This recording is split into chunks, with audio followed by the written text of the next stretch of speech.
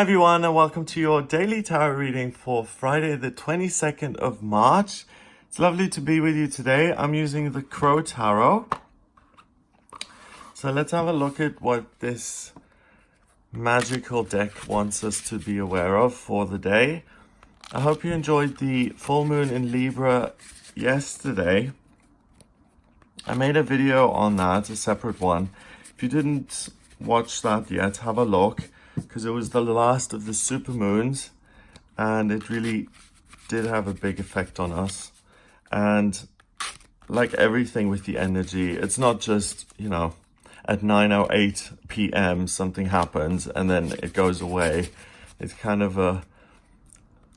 it has a day here or a day there kind of effect. So check that out. Let's have a look at what the cards want you to be aware of today. We've got the counting hard. Okay, we've got the Eight of Pentacles. Then we have the Nine of Wands and the Seven of Pentacles. Okay. The Eight of Pentacles is being hard at work. And the other crows are flying around, having fun, doing their thing. This crow is actually making pentacles. It's working really hard and it's lining them all up on the branches. Really hard worker. That's you at the moment. You're in practical mode. You're getting things done. You're making changes to your working life, your financial income, your daily routine. You're trying to improve that. The week has been very much about that. It's been very much about getting down and rolling up your sleeves and making things better for yourself. And that's vibe kind of continues, and the cards recognize that you've been in that zone. Also looking at improving your physical health. Maybe you started exercising, got a personal trainer, or you're changing your diet or what you put in your body. The next card is the Nine of Swords. 2, 4, 6, 8, 9. The Nine of Swords is worry and really just imagining the worst that could ever happen. Now, 99% of the things that happen to us that are bad and that we worry about don't ever come true. The bad stuff that does happen usually completely catches us off guard, and we could have never seen it coming. So worrying is simply a meditation on the negative. The more you worry about something, the more you manifest it into reality. It doesn't feel good. Here, the poor crow's children are all dead, I suppose. It doesn't feel good. It doesn't have any benefit. What we tend to do sometimes is we tend to worry about something because we feel that if we worry about it, we're kind of mentally prepared. So it feels like a mental insurance policy. Like when we go into a difficult situation and we say, okay, I have to prepare myself mentally. I have to really get into the right frame of mind. That's what worrying is about. And it's great that they've got a blue moon here, because for one of your worries to become realized happens once in a blue moon, light bulb going off, or to tell you that really worrying is pointless. And if anything, worrying actually just makes it much more likely for your fears to become realized. So we've got this card totally working on the practical, being busy and not thinking about anything. Then here at the center, we've got concern and negative thoughts floating around your head. And here we have the Seven of Pentacles. And the Seven of Pentacles is taking pride in what you've created. This crow has built a beautiful nest and is now waiting for Mama Crow to come back and to lay the eggs, or he may be guarding the eggs already, or she may be guarding the eggs already, the newborn little crows. And they take turns Someone always has to watch the babies, so the other crow is going to come back either with food to feed the little ones, and then that crow gets to take a break, and this one flies off to get food. I'm not an expert on the reproductive process of crows, but I know that there's always one watching the nest. And that's a practical form of worry. You know, that's not worrying and lying in bed and saying, "Oh my God, what if this happens?" It's just the worst. And in terms of the hours of the day, 3 or 4 in the morning seem to be perfect for this. It's still dark. The whole day is yet to come. Any terrible thing can happen. And when you wake up at that time,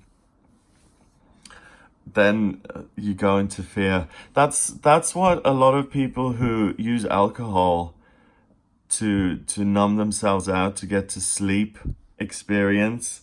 I mean, that was my experience anyway. When I used to drink 9 years ago, I used to drink to the point of, okay, it's helping me sleep and it's calming down my head.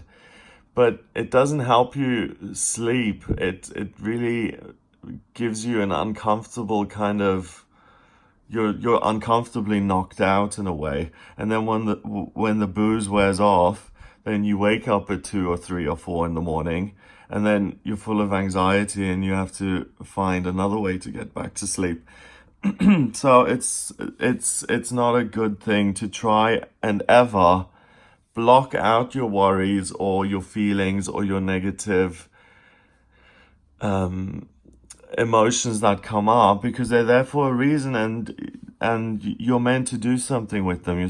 You're meant to build on them or recognize why you have these negative feelings. Maybe the universe wants you to change something. Maybe you have good reason to worry. In this case, you know, someone could come and, like a snake could come up the tree and start eating the egg. So that's why they're actually doing something about it in a practical sense. And they're taking these thoughts and they're thinking ahead, and they're like, this is a genuine possibility. So let's guard the eggs and let's be practical about this. So at the center of the card, we have these negative thoughts. And here on either side of the card, we have crows being super, super practical about these things. So if you have an ongoing, I remember I used to have this weird sense of whenever I was driving in England, and when you head up to Birmingham, Manchester, on the motorway, it starts to say the North. And when you come down from Liverpool and you're like in the Birmingham area, it starts to say the South. And for a year or two, I started to really get this strong feeling when I saw the North, this awful cringe feeling that I shouldn't be there anymore. Not that there's anything with that there's anything wrong with the North of England, but I just got this intuitive vibe like you shouldn't be in the North anymore. And when I saw the South sign, I was like, this feels right. I'm meant to be down here. I'm meant to just feel it. It can be as banal and as simple as that. A negative feeling of the North is no longer right for you, Greg. You should do something about it. If you have something like, oh my God, I just despise the way I look. That's an inside and an outside job, because you can use positive affirmations to love yourself unconditionally, regardless of the way you look. But also you can do certain things to make yourself proud of yourself and to actually love the way you look by exercising, maybe losing weight, gaining weight, building muscle tone, using plastic surgery to make yourself look younger if that's something that you want.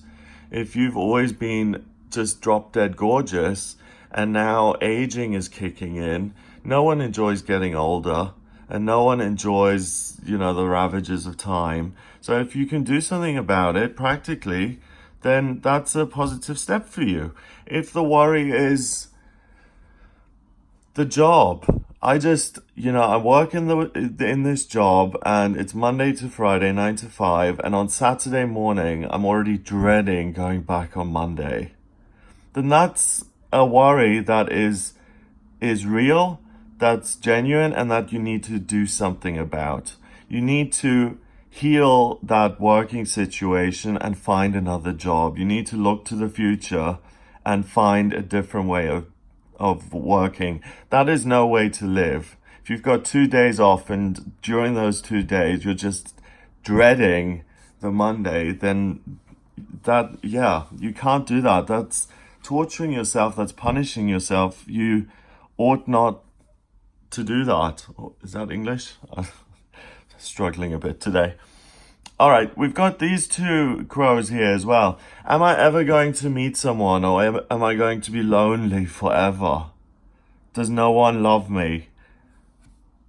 There's several things you can do about that in a practical way. Once you can find a way to meditate and to connect with a higher power of your own understanding, your higher self, or you can try and do something where you're meeting people and you join clubs and groups where you think you'll meet single people, or you go on to online dating or whatever it may be. My thing with that was, I'll go to Brighton, the gay capital of the UK. Practical thing. I said, okay, I've got better chances if I move to a place where there are more people like me. It hasn't worked out, but still, I tried. So, hindsight is always wonderful and everything's perfect in hindsight, but we've got to live forwards. We've got to live looking ahead, and we've got to live trying to make the best thing happen in our lives, and taking these negative thoughts and experiences and healing them by taking practical actions around them, so that they don't torture us at 2 or 3 in the morning, and that we actually feel like I'm giving myself the best chance possible here to thrive and to survive. If you've got an illness and the doctors have said, well, we're just going to try and manage this with pain medication.